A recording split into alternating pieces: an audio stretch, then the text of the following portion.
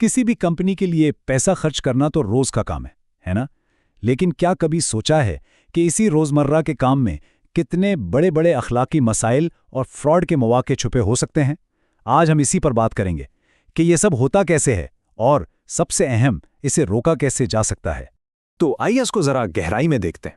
ये एक अजीब सी बात है कि जो चीज एक कंपनी को चलाती है, यानी पैसा खर्च करना, वही उसकी सबसे बड़ी कमजोरी भी बन जाती है। मतलब फ्रॉड का सारा खेल अक्सर यहीं से शुरू होता है। और ये सिर्फ किताबी बातें नहीं हैं, हकीकत में ऐसा होता है।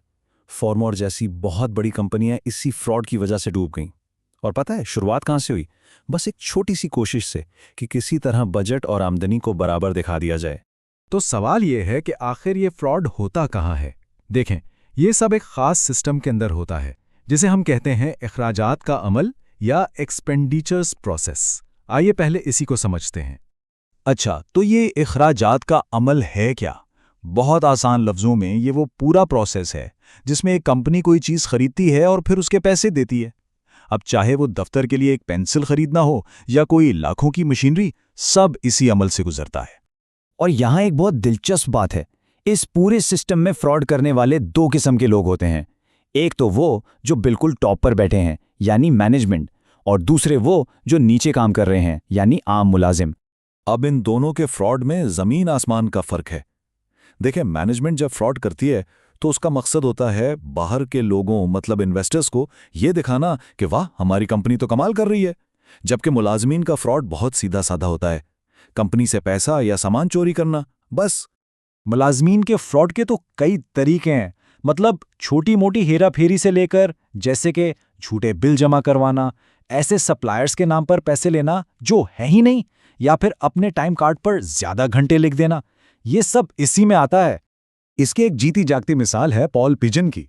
ये एक ट्रेनिंग मैनेजर था। उसने क्या किया कि एक रिटायर्ड कंसल्टेंट के नाम पर जाली इनवॉइसेस बनवाईं, और चूंकि उसके पास खुद ही इनको अप्रूव करने का अख्तियार था, उसने आराम से पैसे अपनी जेब में डाल लिए। मतलब एक भरोसे वाले बंदे ने ही कंपनी को धोखा दे दिया। लेकिन यहाँ बड़ा सवाल ये है कि पॉल पिजन जैसे लोगों को ऐसा करने की हिम्मत या मौका मिलता ही क्यों है? अक्सर होता यह है कि ये एक शख्स की गलती नहीं होती, बल्कि ये एक बड़े मसले की तरफ इशारा होता है।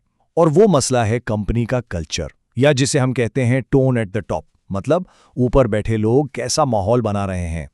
और ये बात बहुत गहरी है। फ्रॉड को रोकने के लिए सबसे ज़रूरी चीज़ सख्त कानून या पॉलिसियां नहीं होती, बल्कि वो माहौल होता है जो कंपनी की लीडरशिप खुद बनाती है। अगर लीडरशिप ही ठीक नहीं तो फ्रॉड को कोई नहीं रोक सकता। और ये सिर्फ कहने की बात नहीं, इसके सबूत भी हैं। जरा ये आदाद-ओ-शुमार देखें। जिन कंपनियों में लीडरशिप अखलाकियात का ख्याल रखती है, वहां सिर्फ 19% मुलाजमीन पर गलत नंबर दिखाने का दबाव होता है। लेकिन जहां लीडरशिप को अखलाकियात की कोई परवाह नहीं, वहां ये तादाद बढ़कर 62% हो जाती है। कितना बड़ा फर्क है। यही जो टोन एट द टॉप है ना, इसी से बनता है कंपनी का कंट्रोल माहौल। ये समझ लें कि ये फ्रॉड के खिलाफ दिफा की पहली और सबसे अहम दीवार है। अगर यही कमजोर हो तो बाकी सब बेकार है। अच्छा, तो अगर मसला कल्चर का है तो इसका हल क्या है? क्या हम इसे एक सिस्टम के जरिए ठीक कर सकते हैं? जी बिल्कुल, और इसका जवाब है अंदरूनी कंट्रोल्स या इंटरनल कंट्रोल्स में। ये अंदरूनी कंट्रोल्स बिल्कुल एक किले की दीवारों की तरह हैं। ये ऐसे उसूल और तरीके हैं जो फ्रॉड को मुश्किल बनाते हैं। जैसे एक उसूल ये हो सकता है कि जो शख्स पैसे खर्च करने की मंजूरी दे रहा है वो खुद पैसे निकाल नहीं सकता, या रिकॉर्ड रखने वाला बंदा अलग हो और सामान संभालने वाला अलग। इस तरह के चेक एंड बैलेंस से फ्रॉड के मौके खुद ब खुद कम हो जाते हैं। लेकिन सोचने की बात यह है कि क्या हो अगर किले के रखवाले ही चोर बन जाएं? मतलब जिन लोगों का काम उन उसूलों पर अमल करवाना है, अगर वही उन्हें तोड़ने लगें तो? बिल्कुल यही हुआ था फॉर्मोर केस में। कंपनी के सदर माइकल मॉन्स ने तकरीबन $10 मिलियन अपनी एक बास्केटबॉल लीग को ट्रांसफर कर दिए। और उसने ये कैसे किया? उसने एक बिल्कुल अलग खुफिया बैंक अकाउंट इस्तेमाल किया, और इस तरह उसने कंपनी के सारे कंट्रोल्स, सारे चेक एंड बैलेंस, सबको एक झटके में बाईपास कर दिया। ये किसी भी सिस्टम की सबसे बड़ी कमजोरी है, जब मैनेजमेंट खुद अपने बनाए हुए उसूलों को तोड़ने के लिए अपने इख्तियार का गलत इस्तेमाल करे। इसे कहते हैं मैनेजमेंट ओवरराइड। तो अब तक हमने क्या समझा? ये कि कंट्रोल्स तो बहुत जरूरी हैं, लेकिन मैनेजमेंट जब चाहे उन्हें नाकारा बना सकती है। इसका मतलब यह हुआ कि सिर्फ उसूल बना देना काफी नहीं है, हमें एक ज्यादा मुकम्मल, एक ज्यादा मजबूत हल चाहिए। और वो मजबूत हल क्या है? वो है 3 चीज़ों का मजमुआ।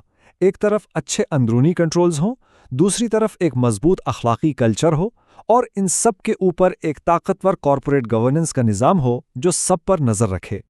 ये जो कॉर्पोरेट गवर्नेंस है ना, ये वो छतरी है जो सबको कवर करती है। इसका काम ये यकीनी बनाना है कि लीडरशिप जवाबदार रहे। यही वो ताकत है जो मैनेजमेंट को मजबूर करती है कि वो उसूलों पर भी अमल करे और एक अच्छा इखलाकी माहौल भी बनाकर रखे। तो आखिर में एक सवाल पर बात खत्म करते हैं। अगर अंदरूनी कंट्रोल्स किले की दीवारें हैं, तो क्या कोई भी किला महफूज रह सकता है अगर उसके मुहाफिज ही ईमानदार ना हो? असल ताकत दीवारों में नहीं, बल्कि उन लोगों की नीयत और दयानतदारी में है जो इस किले को चला रहे हैं।